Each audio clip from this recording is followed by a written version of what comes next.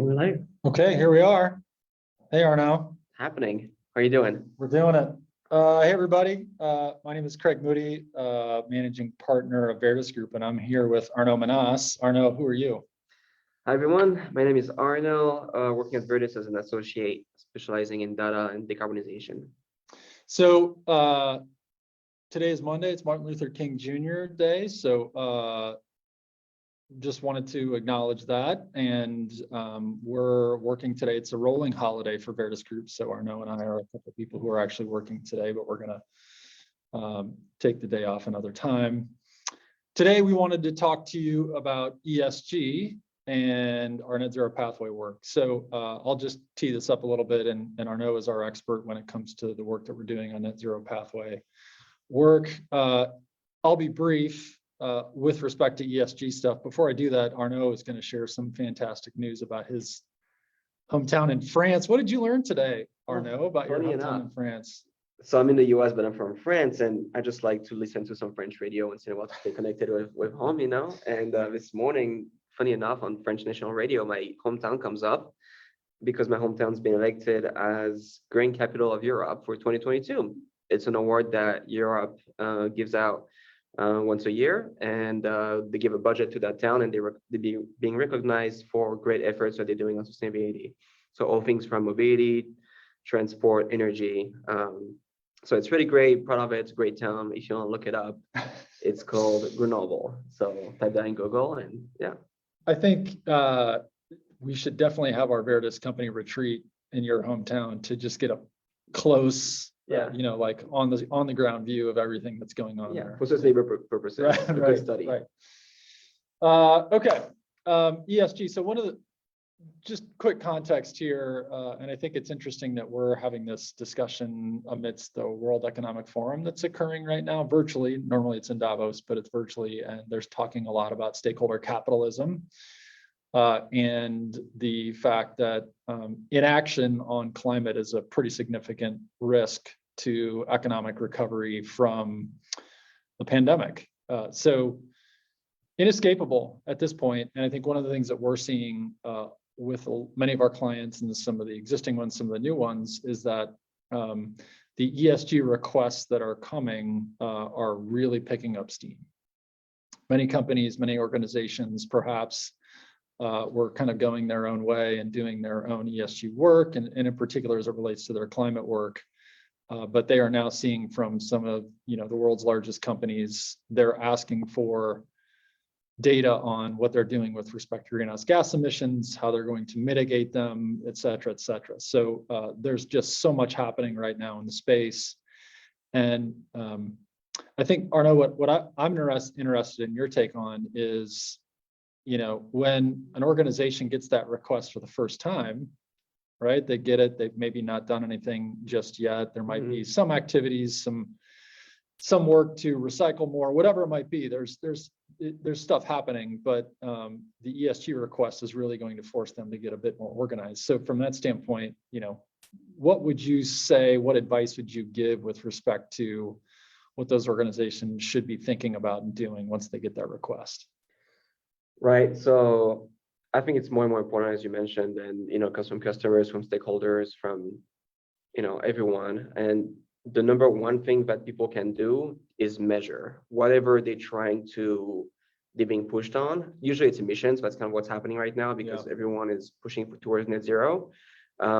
Just measure it. You got to have a baseline. That's the number one thing you need to do. So do a greenhouse gas inventory. If it's emissions, if it's waste, do a waste audit.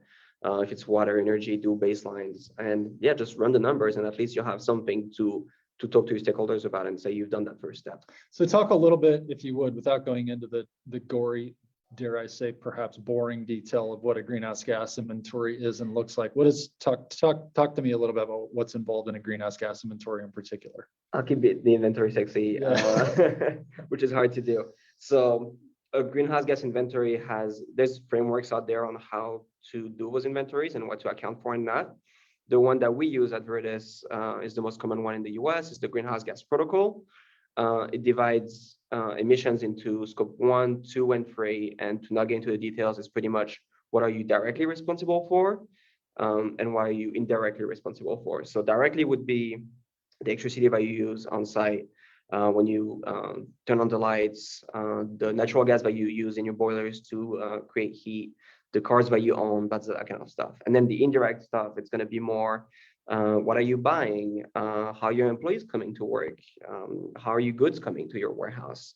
So that's more of the indirect. And Right. under the umbrella, then that would make all your emissions that need to be accounted for.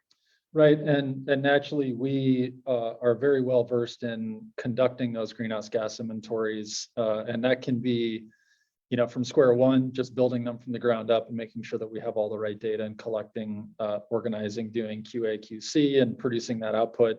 But it's also verification of it. We've had a few clients who have come to us and they had their greenhouse gas inventory pretty much done, and so but they needed a third party to come in and just kind of validate and verify that it was done correctly. So we can do it really kind of at any level.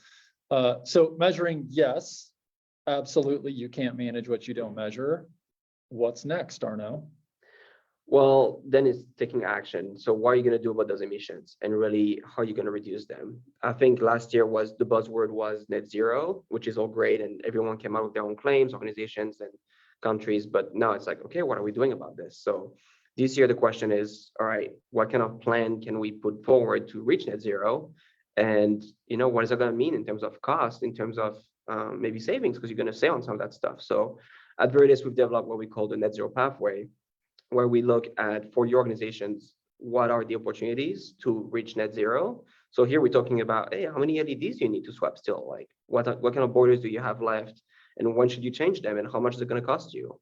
So trying to map out those costs and savings, that's what we call the pathway.